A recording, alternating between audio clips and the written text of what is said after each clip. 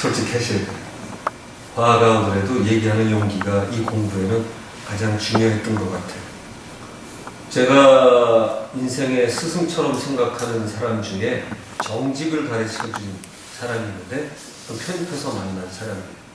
저도 그때는 이미 나이가 좀 들어 있었는데 거의 비슷한 사람이죠. 나이로는 아마 1년쯤 일 건데 이 사람은 공고를 나와서 상동이 주석광산이라고 유명해요. 거기서 공고 나와서 근무했으니까 높은 직위에 있던 사람이 아니죠. 그래가지고 그 다음에 편입을 했는데 이제 만났어요.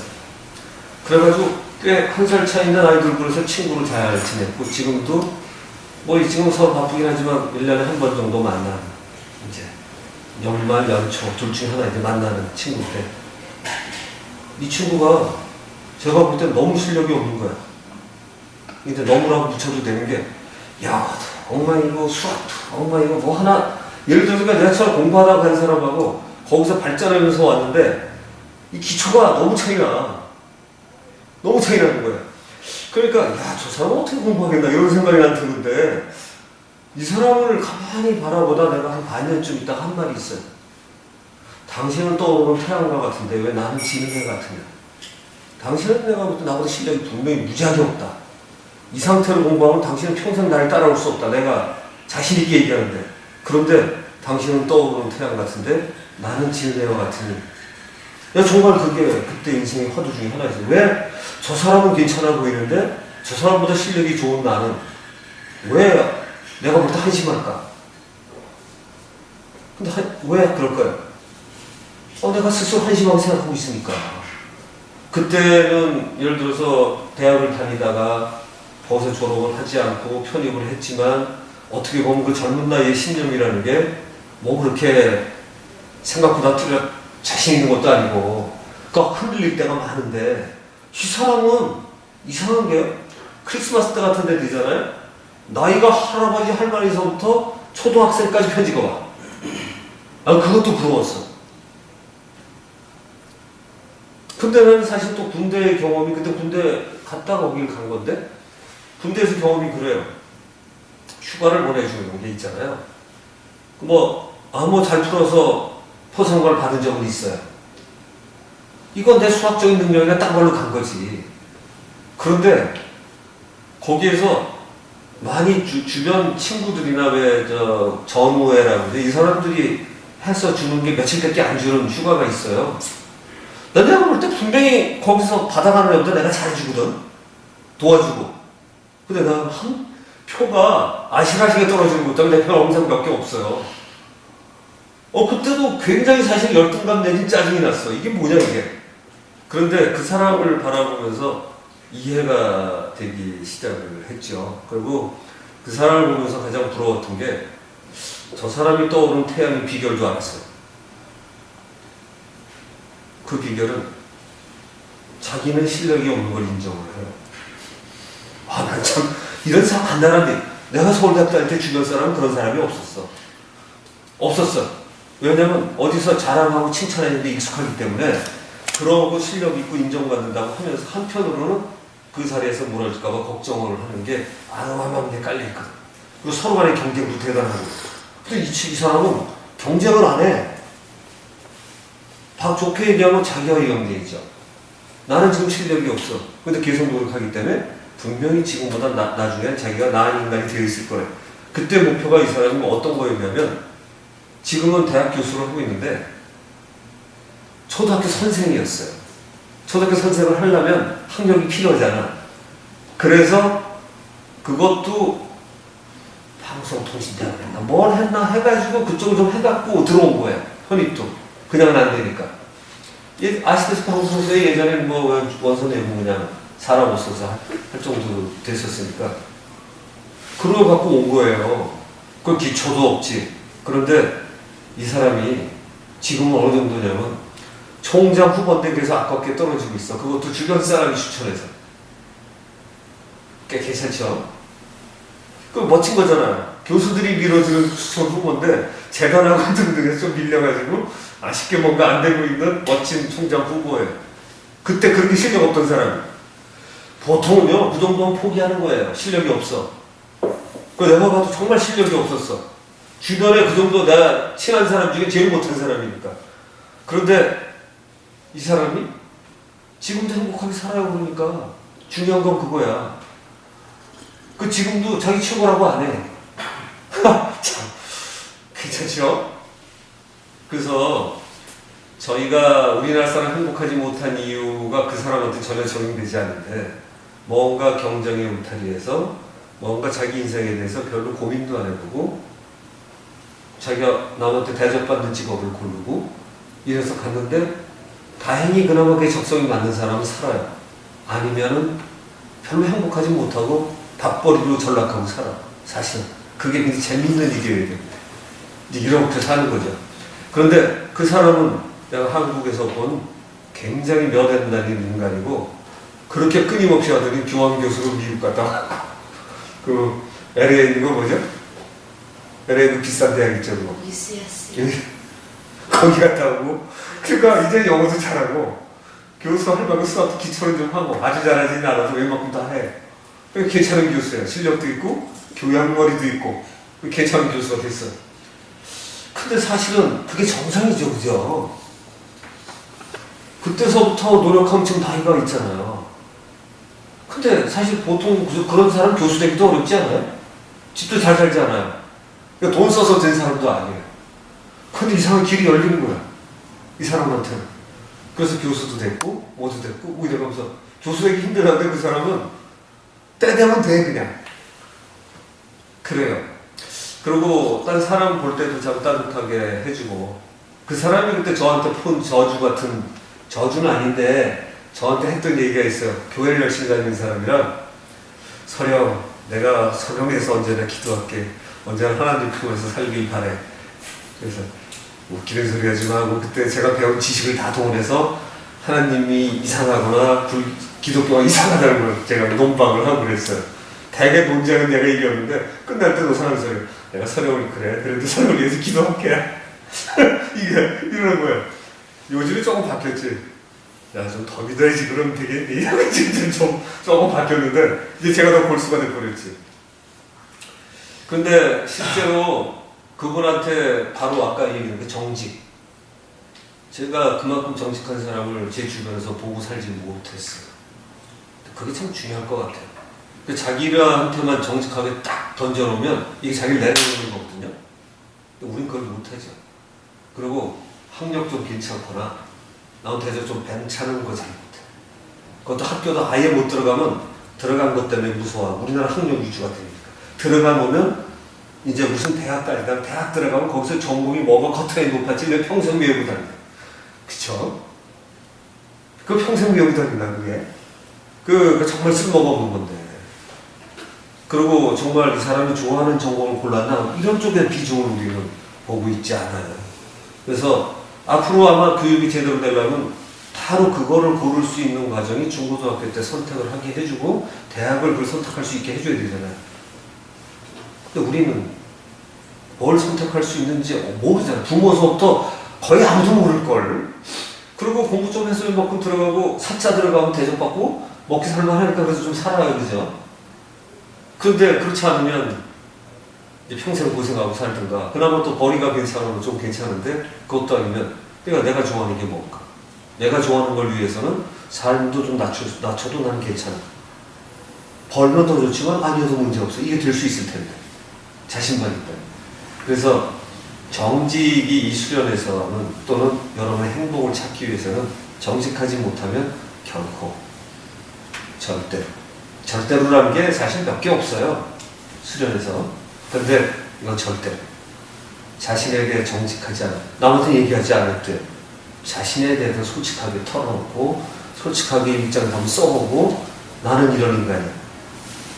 고치면 되잖아.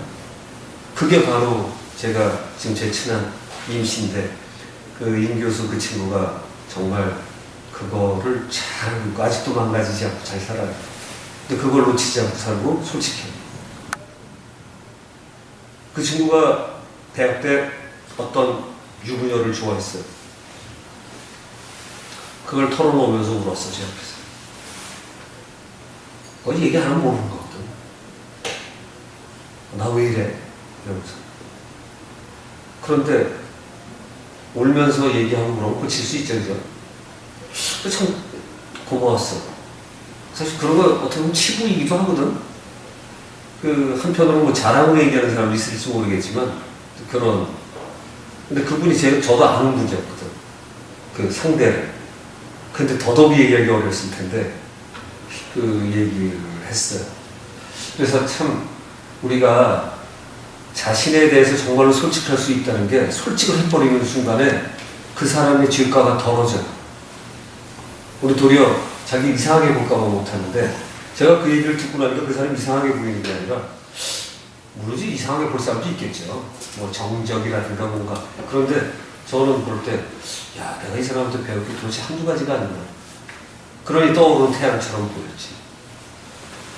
그게 떠오르는 태양. 그래서 저는 지금 성틀에도 여러분이 떠오르는 태양처럼 사셨으면 하고 싶어요. 그래서 만약에 조금이라도 정직하지 못한 면이 있다면 날려버리면서 왜 그러냐면 우리 한국 분들은요 나빠서가 아니에요. 적당하게 겸양으로 거짓말하는 예의로 알아요. 내가 이걸 고치는데 얼마나 많이 고생했는지 몰라요. 특히 우리 어머니가 겸양으로 약간 이렇게 해주거나 남을 이렇게 격려하거나 이런 거를 잘하시는 편이에요. 그래서 내 주위에 친구들이 굉장히 많이 왔었어요. 그 통도 크고 품도 있는 거지만 한편으로는 좋은 거 아니죠. 근데 그걸 내가 물려받아서 예전에 내가 진짜 많은 친구를 만나고 이랬어요. 사람들이 저보고 정치하라고 그랬으니까. 그런데 나중에 저를 돌아보니까 이게 뭐 어떻게 보면 위선이죠. 위선과 위약 이런 걸로 많이 가득 차 있어. 그런데 좋은 뜻으로 했기 때문에 그거를 나쁜 일이라고 생각하지 않았는데 자기를 키워가는 게 습관이 돼서 자기를 변명하고 자기 변호하게 돼요. 자기를 변호하는 건 정말로 큰 인물이 되지 못해요. 자기를 비난하는 것도 좋지 않지만 자기를 솔직하게 평가하는 것이 굉장히 중요하다. 그래서 만약에 자신 없는 거 약속하지 않는 거예요. 약속을 한다? 지키는 거죠. 특히 제일 어려운 거 가족, 부부관계 또는 아이와 이런 관계. 그래야 언제 한번 해줄게. 그리고 언제 한 번이 몇 년이 가도 이런 약속 하지 않는 거죠. 자, 우리 언제 한번 만나서 식사합시다. 만약에 그 얘기를 하면 그 언제 한 번이 1년이 가기 전에 꼭 써놨다가 하라는 거예요. 그러면 상대방은 좀 이상하게 생각해요. 언제 한 번이 보통은 인사말인데 언제 한 번을 실현해. 내가 언제 한 번 했더니 굉장히 신경 쓰여서 대접하려고 합니다. 칼국수 하나 먹어도 됩니다. 언제 한 번. 그래서 약속 안 그러면 오늘 즐거웠습니다. 한번 해지는 게 나은 거죠. 제가 이런 에피소드 얘기 드렸는지 모르겠는데 제가 어느 날 저하고 친한 사람을 만나서 뭐 하려고 하는데 언제 만나세요? 그래서 제가 선약이 있어서 안 된다 그랬더니 이 사람이 자꾸 무슨 선약이라고 묻는 거예요. 근데 그때 저도 이미 가치관이 바뀐 거지. 그래서 무슨 선약이냐? 그래서 자꾸 물어보니까 알면 별로 안 좋으실 텐데 했는데 또 물어봐. 사실 내가 우리 집사람이랑 벌써 몇 달 전부터 잡힌 약속이라 이날은 내가 지켜야겠다. 이 사람이 굉장히 그 냉소 어린 표정을 이 별거 아닌 걸 가지고 별거 아닌 걸까요? 별거인 걸까요? 해석에 따라서는. 근데 만약에 제 저도 양해를 구해도 될 만큼 굉장히 중요한 일이었으면 저도 양해를 구하고 잡으면 되죠. 그 정도 제가 각오가. 근데 그런 일은 아니거든. 그래서 그걸 했는데 별로 기분 안 좋아해요. 근데 그때도 제가 들어줄 수 있죠. 중요한 거. 제 철학을 안 하고 딴 데 중요한 일이 있어야 그냥 놔두면 되는데 자꾸 하고 싶어 하니까 그 사람이. 그러니까 제가 볼 때 그럴 때가 제 중요한 시험에 들을 때라고 생각해요. 시험에 드는 거예요. 요 자식이 이런 때에도 솔직할까? 그래서 중요하다는 약속이 내 처음 몇 가지 굉장히 중요하고 난 인생 가족과의 약속을 안 하면 하면 중요하게 생각한다 라는 얘기를 내 입에서 하게끔 만들려고 한 거라고 생각해. 보통은 남 약속 있다는데 그렇게 물어보는 사람 없거든요. 우리나라 예의 또 그렇지 않아 그게.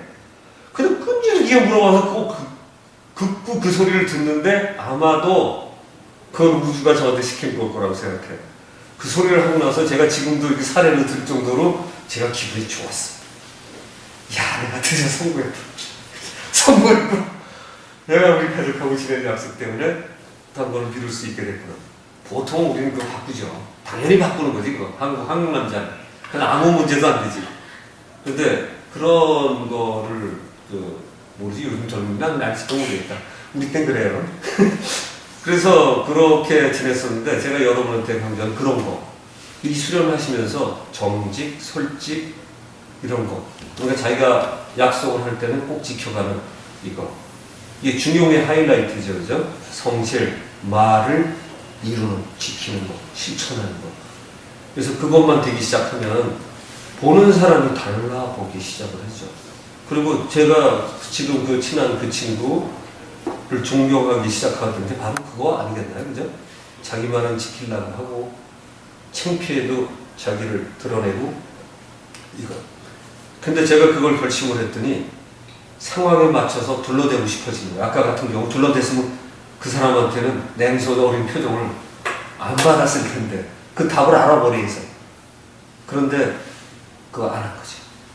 근데 이제 그걸 하기 시작을 하니까 자신에 대해서 용기가 그때 진짜 용기가 싹 트는 거라고 생각해요.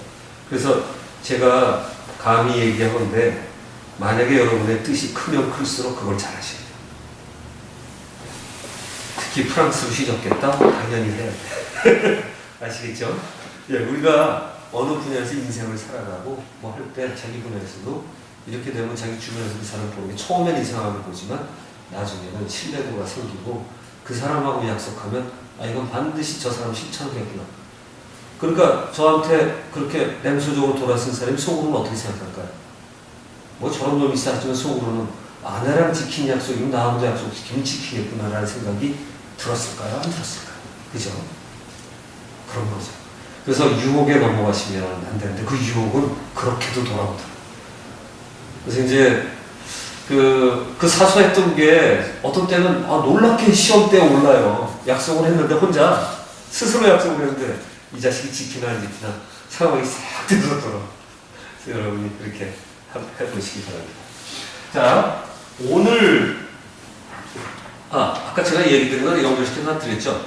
자, 그 가장 중요한 덕목을 바탕에다 깔고 그리고 진전을 하면 솔직한 바탕은 스텝 바이 스텝을 확실하게 합니다.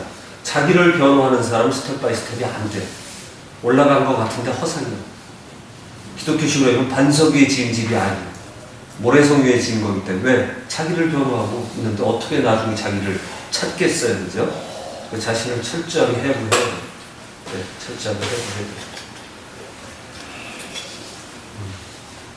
자, 오늘 여러분한테 이거를 나눠드리고서 한 장이 또 있죠. 이거는 여러분이 이제 어떤 누구나 과학적인 설명을 하게 한다고 하면은 관련이 되기 때문에 이거 참고로 드리는 거예요. 이거 보시면 이거 서양 애들이 쓴 거죠. 초개인적인 의식에 대한 4가지 성공적인 실험들. 이게 트랜스퍼스널 하다는 게, 자, 트랜스퍼스널 하다는 게 이게 초개인적인 또는 초월적인 뭐 이런 식으로 표현을 많이 쓰죠. 아니면 트랜스라는 단어를 그냥 쓰기도 하고 그러니까 어디다 넘나드는 거예요. 그죠?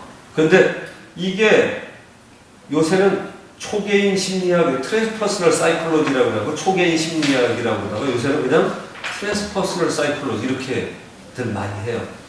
그러니까 이제 인간 어디에나 인간 넘기도 하는 것 같고 공유하기도 하고 어디에나 있는 걸 하려니까 이게 이제 불교적인 마지막하고 통하고 심리학의 하이라이트가 지금은 초개인 심리학에 들어있고 우리나라에도 많이 이거 와 있어요. 근데 여기는 이제 번역이 원래 이런 사람들이 돼 있던 거예요. 이게 남의 책에서 이 부분 발췌한 거예요. 근데 여기 모든 생물을 연결하는 아카식 필드. 그래서 어빈 라질로라는 사람이 쓴 내용인데 이게 후에 기네사 지금 여기라는 잡지 7, 8호에 페이지 이렇게 돼서 있는 거예요. 근데 마음의 이치를 연구를 하다가 보니까 심리학이 전에 뭐 분석 심리 무슨 뭐 이런 쫙 나오다가 요즘에는 이 초개인적인 그래서 이 불교적인 내용하고 많이 겹쳐졌고 이쪽에 가장 대가 중에 하나가 켄 윌버라는 아주 유명한 학자가 있죠. 지금 아마 한 60 가까이 됐을 거예요. 켄 윌버. 근데 그 사람이 제가 볼 땐 창작이라고 해서 불교 쪽의 이론 같은 거를 서양식으로 다시 재구성하지 않았나 싶어요, 이름이. 그런데 지금 여기서 보시면 다오징에 관한 얘기도 꽤 나오죠.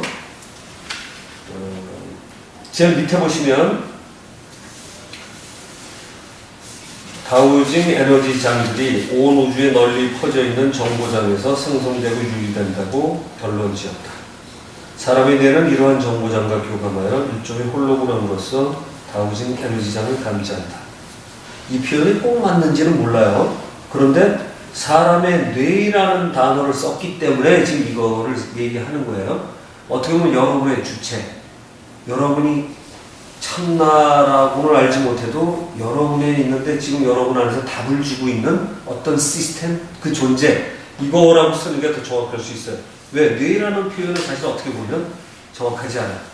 그걸 통해서 머리를 쓰고 근육을 통해서 쓰고는 있지만, 그래서 뇌는 이러한 정보장과 교감해서 일종의 홀로그램으로서 다오지 에너지장을 감지한다. 뭐 홀로그램 설명했던 기억나시죠? 어떤 부분도 전체를 배경하기 때문에 그쪽에 초점을 맞추게 하면 되는데, 그게 우주의 존재 방식이라면 우리 인간도 우주의 일부라 우리 부분에는 그런 전체적인 장이 들어가 있다. 그런 거를 우리말로 뭐라고 한다고요? 홀로그램, 온그림. 온자가 들어가는 건 이제 요새 뭐 온톨라지 이런 것도 있다면서요?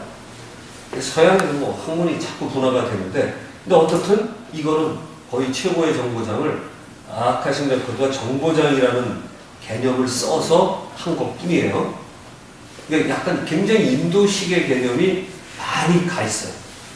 근데 이거를 이제 불교식으로 바꾸면 이게 뭐 아레아식 장이나 이런 장, 아니 순수식을 상징하는 그런 마지막 장, 이런 거 되죠. 아레아식, 장식, 이 해당하는 걸 불러서 쓸 수가 있는 순수식의 교감 뭐 이런 거 되죠. 그래서 이런 식으로 용어들을 과학적으로 갖다 쓸 수가 있다. 이런 참고하시면 됩니다. 그러니까 서양에서 사실 지금 이 정도로 많이 가 있어요. 근데 우리나라에 이거 멜로디 들은 사람들은 이거를 들으면 뭐라 그러냐고 수맥 찾는 거 이런 소리 하고 있으니까 이 주체적으로 무지하게 주셔져 있죠. 그러니까 어떤 공부를 하면은 이런 것도 있어요. 나에 대해서 솔직하게 드러내는 거, 내가 아무리 하찮아 보여도 그걸 드러낼 수 있는 용기, 술에서 굉장히 중요한 덕목이고, 또 하나는 딴 사람이 뭐라 그러든 말든 자기가 옳다고 믿는 거는 나가는 거예요. 근데 그 방향이 틀렸으면 어떡할 거냐? 걱정할 거 없어. 틀린 게 확신할 때 그때 와서 고쳐도 돼. 아시겠습니까? 나가봐야 틀린지 아닌지 알죠. 겁이 나서 못 가면 안 돼. 가다가 보면 다양한 거는요, 여러분 해보시니까 여러 가지 시스템이 있죠. 그걸 믿기 시작을 하면 얘가 잘못된 길로 오래 들은다고 쓰죠. 문득 힌트가 와요. 그래서 지금 그걸 만나는 연습들을 제가 자꾸 해드리는 건데, 거기에 대해서 여러분 어떤 확신을 가질수록 우리는 불교든 기독교든 그게 뭐 요가든 힌두교든 최고의 이론만 갖다 섭취해서 쓰면 되는 거죠. 그죠? 어떤 특정 종교가 아니라 이런 겁니다. 자, 오늘은 키네시올로지를 지난번에 했는데 카이네틱 이런 거 한번 찾아보셨나요? 그때 뭐라고 그랬죠?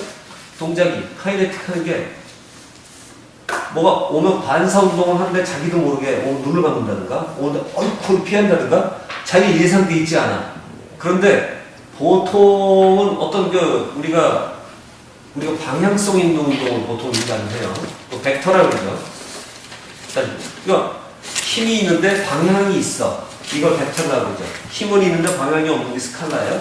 근데 놀라운 거는 인간은 방향성이 있는 걸로만 돼 있고 동물들은 지가 알아서 여기서 지진과 모든 걸 감지한다고 생각을 했는데, 여러분이 지금 이걸 하는 거 보면 어쩌면은 여러분 안에는 지진이든 화산이든 폭발이든 감지할 수 있는 힘이 있는지도 모르죠.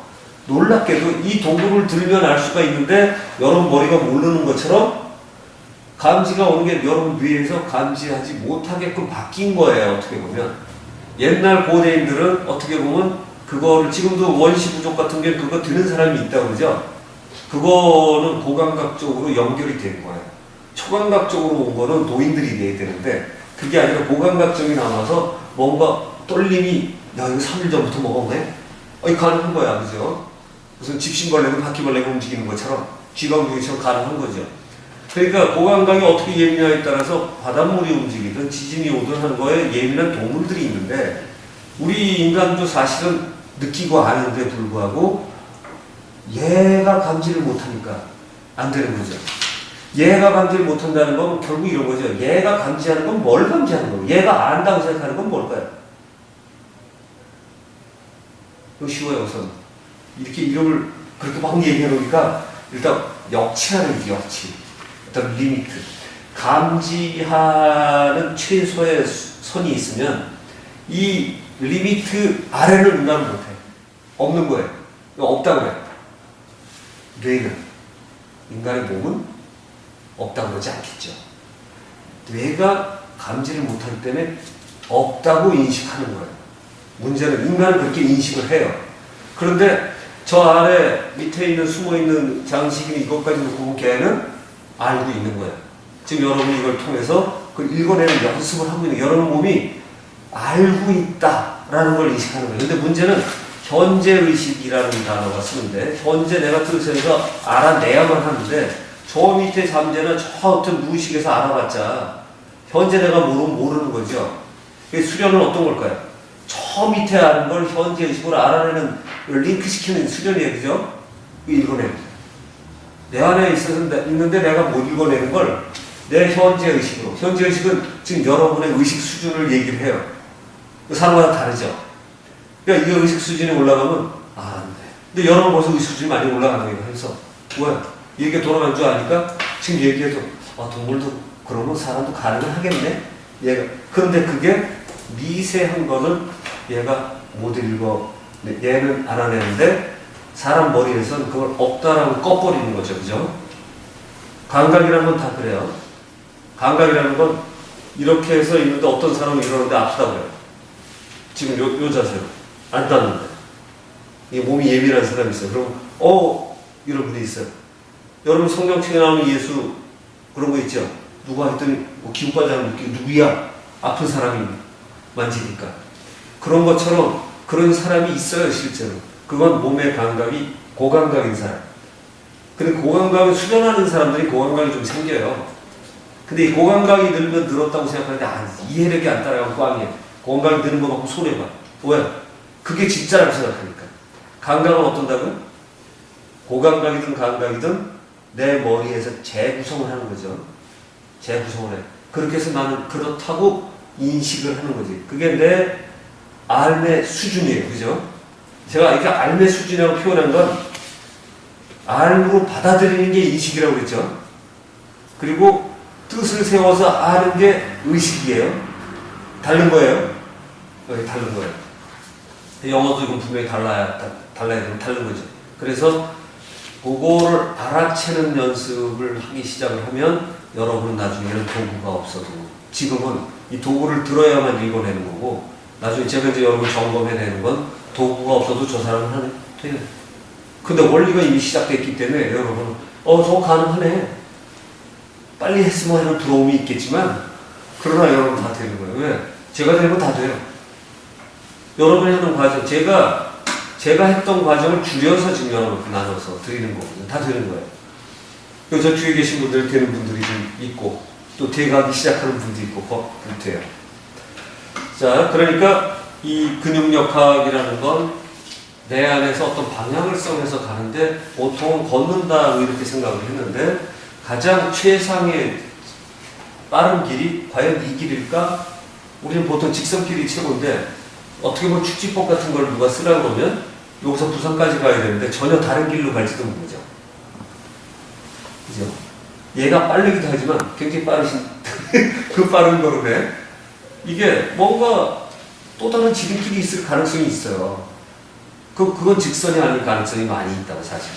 근데 이제 그런 경우에 몸을 놓고 맡기면 얘가 이제 가는 대로 가서 알아서 가게 되면 순간순간 벡터가 흔들리죠. 그죠? 그러니까 벡터가 하고 바뀌면 그 점점만이 기준이 돼서 이게 이제 프리벡터식으로 되는데, 이게 벡터가 그 순간순간 한 점마다 시작점이에요. 이게. 근데 어떻게 보면 그게 이제 우리가 반사적으로 움직이는 행동이랑 별로 다르지가 않아지기 때문에 어떻게 보면 그것이 우리의 가장 기본적인 힘일지 모르고 우리 학습에 의해서 이렇게 가야 되는 쪽으로 초점을 맞춰지는 거죠. 공부는 물론 그러니까 방향이 이 방향 모든 방향이 내 방향일 수 있는 방향을 한 방향 이게 말이 돼? 한 방향으로 가는데 모든 방향이 다 가능하다고 생각하는 거야. 오케이? 예, 그렇게 하다가 보면 전체를 수용할 수가 있어요. 그러니까 모든 걸 채워놔야 되는 건 아니에요. 머리로 갈 수 있는 분야를 축약을 하면 대신 그 가능성은 다 열어놔야 돼요. 그러면 할 수 있어요. 근데 어떻게 보면 우리의 행동이 원래는 그렇지 않을까요? 내가 그렇지 않다고 생각하는 거지. 내 안에 그렇게 해서 움직이고 있고 내 삶은 어떻게 보면 그런 거니까.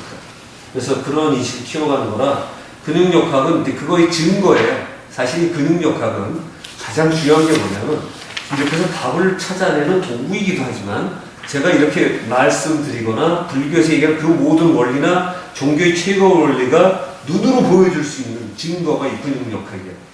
그래서 그렇게 지금들 딴 데서도 찾아내고 써내고 있는 거예요. 서양 애들이. 그러니까 보통 전에는 신학, 철학이나 이런 것들이 다른 걸 줄 알았어. 물리나. 근데 아닌 거지. 이런 걸로 전애들이 찾아내고 있고 이제 정보장이라는 개념을 쓰니까 훨씬 멋있어 보이죠. 인포메이션 필드. 정보 찾으면 정보장이지 뭐 그렇죠. 정보가 담겨 있는 거. 네. 마그네틱 필드 하면 뭐 자장 이런 거죠. 그래서 뭐 그런 거 별거 아니다 이렇게 보시면 됩니다. 자, 근데 거기에는 오린 테스트나 완력 테스트가 다우징나 있다. 그러니까 제가 이 공부를 여러분 가르쳐 주는 가장 큰 중요한 이론상의 힌트는 어떤 거냐면요. 놀랍게도 사상체질을 했는데 사상체질을 빠졌는데 제철을 고친다고 사상체질을 관심을 뒀는데 사상체질을 그냥 이론으로 외우는 게 마음에 안 들어서 있던 중 이명복 박사가 오린 테스트하는 걸 난 봤어요. 저건 나도 할 수 있겠다 싶어갖고 달려들었는데 이거를 굉장히 잘하게 됐어요. 이명복 박사가 더 잘하게 됐어요. 더 따지면 더 잘할 수 있어요. 그리고 이것도 역치를 읽어내는 거예요. 리미트의 값을 읽어내는 사람이 이겨요. 근데 그거는 제가 원리에 대해서 더 충실하기 때문에 그거를 잘 쓰던 이명복 박사보다 더 잘했죠. 이명복 박사가 권도원 박사 제자고 그런데 권도원 박사 이론이 조금 바뀌었는데 저는 거기서 힌트를 얻어서 했는데 다시 사상으로 완전히 돌아갔어요. 이분들은 아니야. 판체질에 대해서 바뀌었고 그 이명복 박사도 거기서 크게 머물러 있는 편인데 그거 가지고 다시 했더니 그게 사상으로 다시 돌아갈 수밖에 없게끔 돼 있더라고요. 8개 나는 거는 근거가 없어 거기서. 넷으로 나는 거. 그래서 힌트는 거기서 얻었는데 도리어 그 사람들을 공격하는 이론이 돼버렸어요. 그 바람에 이제 그분하고 좀 논쟁을 하게 됐는데 이제 그런 일이 생기죠. 그러니까 도구를 정확하게 철저하게 쓰는 사람이 이기는 거예요. 그래야 거기서 원리가 나와요. 그래서 이것도 잘 써야 여러 번 있는 시스템에 대한 신뢰가 있을 때만 어떤 일이 생겨요. 내 안에 정말 시스템이 있네야. 그런데 어떤 날은 됐다가 어떤 날은 안 됐다가 혼자 하니까 자 만약에 여러분 제가 좀 맞았다고 그러고 저한테는 신뢰가 있으니까 그러네 시험 봐도 여러분 딴 사람들 어떤 짬나한테 해봐도 그 자리가 나오잖아요. 그러니까 믿어져. 그런데 만약에 혼자 했어 이걸 지도가 나갈 수 있을까 없을까? 자기가 해놓고 못 믿는다고 이거를. 우리가 배운 시스템에는 외우거나 뭐 하거나 뭐 이래갖고 했어야 되는데 기계가 측정했어야 되는데 몸에서 나오는 측정을 나왔는데 이게 답인지 아닌지 알아야 그 다음에 나갈 거 아닙니까? 제가 그 확신을 걸리는데 최소한 2년 넘게 걸렸다고 했잖아요. 수맥 하나만 갖고도 하는데 나중에는 또 갖다 막아놓고 1년 있다 또 보고 1년 있다 답을 바꾼 적 있어요. 지겨운 일이지. 그런데 몇 번 하다가 나중에는 무지하게 열심히 했으니까 그러다가 확신이 드니까 하나씩 진도가 나가고 그 다음에 이 시스템에 대해서 누구보다 확신이 하고 그 다음에 나눠드린 건 제가 동의하기 때문에 나눠드린 거예요. 지금 이론들은 저 사람이 과학적용어로 잘 썼구나. 그리고 어떤 거 틀리지 않는 거는 요거 표현 아까 뇌가 어떻고 하는 얘기가 나오면 분명히 약점이 있는다는 거예요. 근데 저거 이제 알면 단점이 들어오죠. 그렇죠? 알면 저절로 들어와. 그래서 내가 했던 과정이나 내가 체험하고 있는 과정을 잘 살피기만 하면 되는데 이거는 뭐예요? 여러분의 체험을 극대화시켜주는 도구일 뿐이죠. 제 말 잘 들으셔야 됩니다. 자, 그럼 이거 없어도 이 현상은 여러분 안에 일어나고 있는데 뇌에서 그 역치, 리미트값을 못 넘기 때문에 모르고 있는 거예요. 이 말이 맞는 거죠. 요게 지금 불교에서 하는 모든 이런 거 거의 이걸 넘어가야 돼요. 그러니까 나중에 인식에서 이걸 넘어가려면 어떻게 해야 돼? 여러분은 이미 인식의 범위 내에 들어갔죠. 내 안에 내재하는 시스템이. 그러니까 그 시스템이 다 있어. 근데 그건 알겠죠. 그러니까 나중에 여러분 그 시스템이 누구가 특별히 우월하지 않다는 것만 알면 방해하는 건 나는 뇌라고 사실은. 여러분이 잘못 알아 배웠거나 선입관 이것 때문에 아주 답을 틀리게 하지. 근데 또 인식을 할 때는 지금 방해하는 이 시스템의 뇌의 구조를 여러분 바꿔야 돼요. 사고방식이 바뀌면 어떻게 될까요? 내의 회로도가 바뀌면서 바뀌는 거예요, 이게. 용량이 같아도 전혀 다르게 쓰게 되는 거예요. 컴퓨터 프로그램이 잘 깔리면 잘 쓰는 것처럼. 제가 좀 고급으로 핸드폰을 바꿔놨는데 옛날 거랑 별 차이 안 나는 거. 019 쓸 때랑 별 차이가 없어. 더 불편해 죽겠어. 그걸로 써야 되는데 이게 기능이 더 많아가지고 오늘 아침 뭘 잘못 눌러놨는지 배터리가 3시간 만에 다 닳았어. 지가 한숨 돌아간다고. 이거 뭘 눌렀대요. 제 직원이 뭘 누르신 거예요? 안 눌렀어 나는. 눌러진 거예요.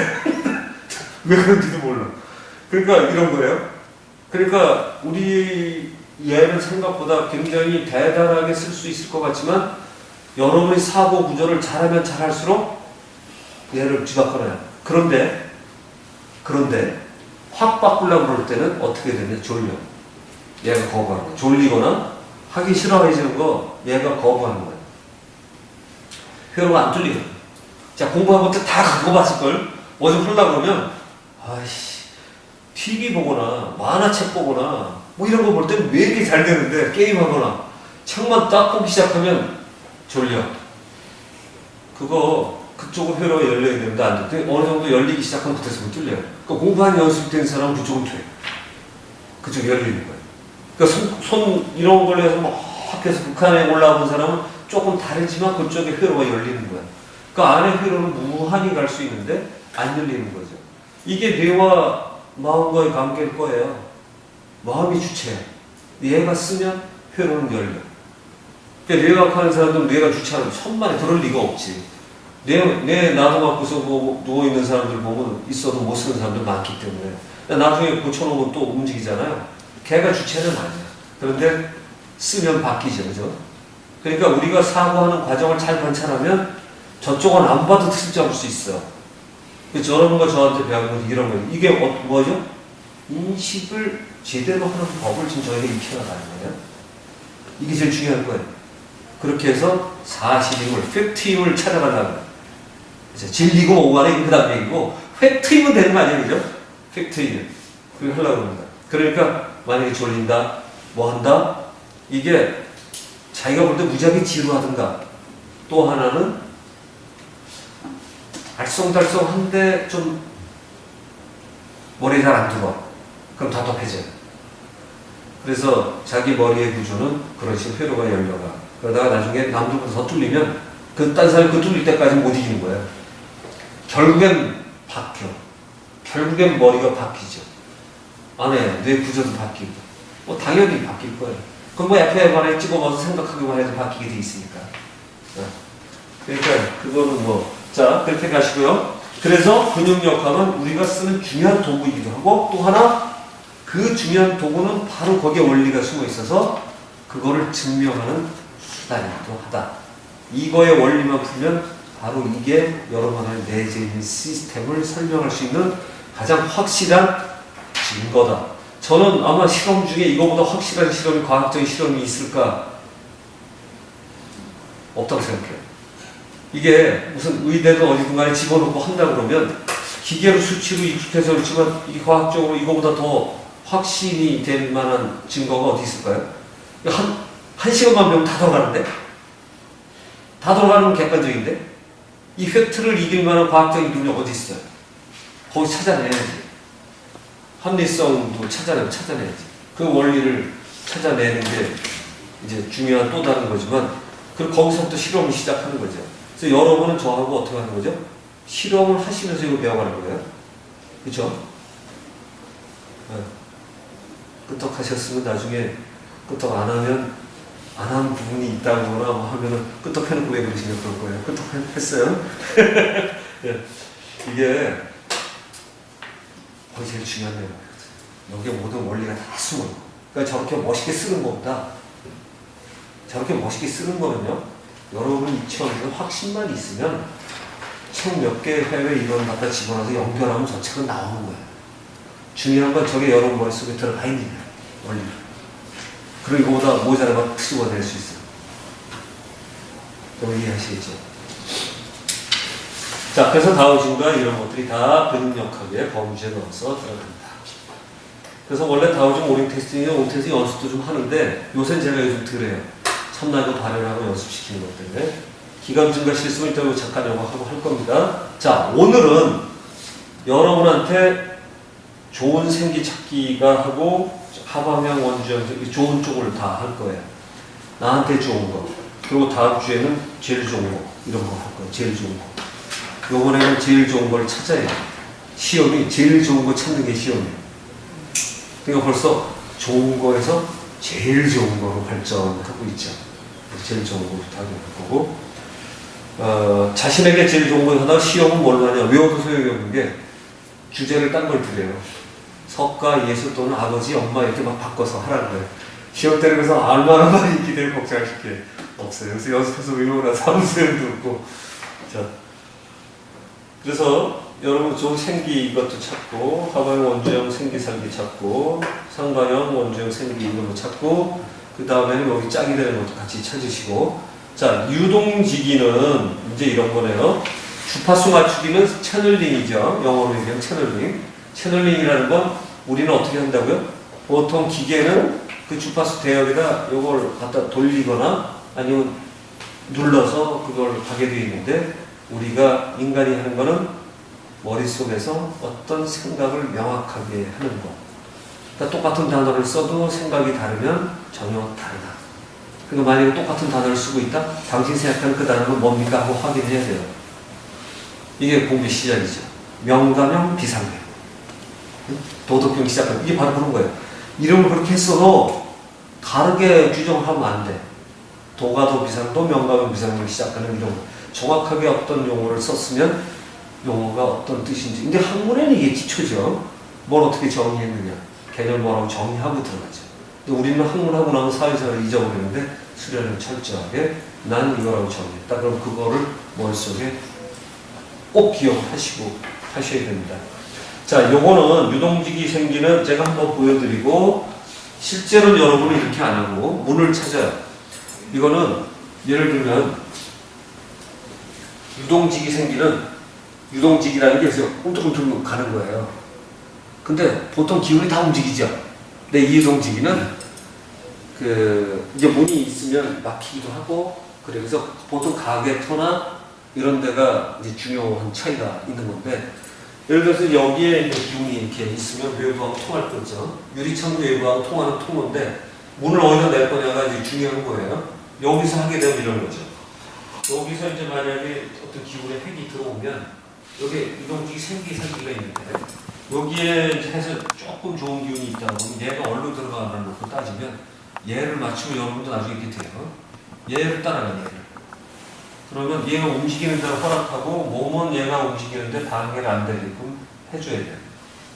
그래서 가면 얘를 따라서 가죠. 이런 식으로. 근데 이게 재밌죠? 수맥도 이렇게 따라갈 수 있어요, 여러분. 원래 이렇게 돼요, 나중에. 근데 지금 문 열어놓은 거하고 저쪽 열어놓고 이런 거에 따라서 움직이는 게 달라요. 이 열어놓는 상태에 따라서. 이거 부딪히면 얘는 바뀌는 거예요. 수명이나 생기설이나 다 통과죠. 얘는 부딪히면 바뀌어. 그래서 만약 이런 데다 뭐 하나 놓으면 바뀌어. 그러니까 만약에 입구에 들어오는데 나쁜 기운이 들어온다. 허문이나 큰 거 놔도 돌아서 딴 데 보낼 수도 있는 거예요. 그래서 이제 얘가 가는 대로 이렇게 가면 제 자세 발도 보면 얘에 맞춰서 움직이려고 얘를 따라가는 거야. 그러니까 얘를 먼저 놓으면 이렇게 가버리죠. 이게 아니라 얘가 돌기 시작하면 돌아가게 하려고 발이 여기 같이 가, 그죠? 같이.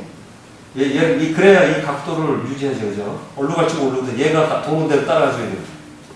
그러니까 얘를 따라서 가야 돼요. 제 말 좀 이해되죠? 이걸 놓고 이렇게 가면 얘가 가서 여기서 이런 식으로 돌아가는데 이걸 놓치는 거예요, 그죠? 얘 이렇게 천천히 따라가줘야 돼요. 이렇게 하면 이 라인을 그려낼 수가 있어요. 근데 지금 여러분이 낼 거는 이걸 하려면 어려우니까 나중에 짬짬들 해보시고, 여기는 기운이 들어오면은 문 쪽에서 예를 들어 문이 이렇게 냈잖아요. 이게 내부, 이게 밖이야. 그러면 이 안에서 여러분한테 좋은 문은 어딘가, 어디다 내야 되나. 이거는 외부 기운하고 내부 기운하고 움직이기에 좀 좋은 기운이 들어오는 통로로 해야 되겠죠. 그런 개념을 떠올리고 찾으면 돼요. 그러면 만약에 이거라면 돌았더니 이쪽에서 하나 걸리고 이쪽에서 하나 걸리면 문의 사이즈가 결정이 되는 거죠. 이해됩니까? 한번 해보세요. 이게 유동직이 생기, 유동직이 생기가 있으면 유동직이 살기도 있죠. 그러니까 그거는 당연히 안 쓸 거고, 유동직이 생기가 들어오는 건데 보통 차가 다니거나 뭐나 조금씩 바뀔 수 있어요. 근데 이제 대체로 이게 현실도 따지는데, 지금 여러분은 이제 대체로 있을 때 문을 어디다 낼 건가, 유리창 어디다, 이게 건축하고 마치 관련이 되는 부분이에요. 그러니까 여기서 문을 하나만 낸다면 어떻게 할 건가, 우리 다 막혔다고 가정하고 문을 밖은 다 밖이야, 그냥 이렇게 문을 거쳐서 들어오냐 이렇게 가정을 하고 생각하셨을 때 찾으세요. 문을 떠올리시면 돼요. 외부와 내부를 통하게 하는 생기가 들어올 거 사실 찾으시면 될 거예요. 자, 질문 없으시면 실습하려고 합니다. 걸리는 거 사이즈가 중요해요? 사이즈가 크면 많이 걸려요? 사이즈가 크면 이제 문을 크게 내야 되니까. 아니, 장애물이 있으면 돌아간다고 하시잖아요.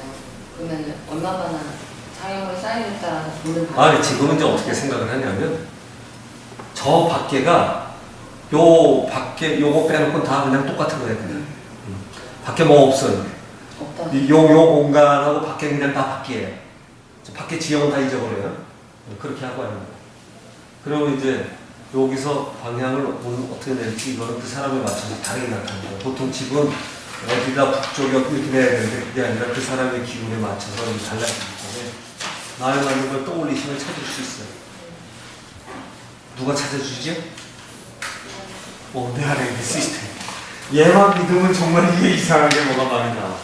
이제 그거를 정말 얼마나 내가 믿을 수 있느냐, 그리고 어떻게 정확하게 활용할 거냐 하는 쪽으로 점점 다가가는 거예요. 자, 실습해 보겠습니다.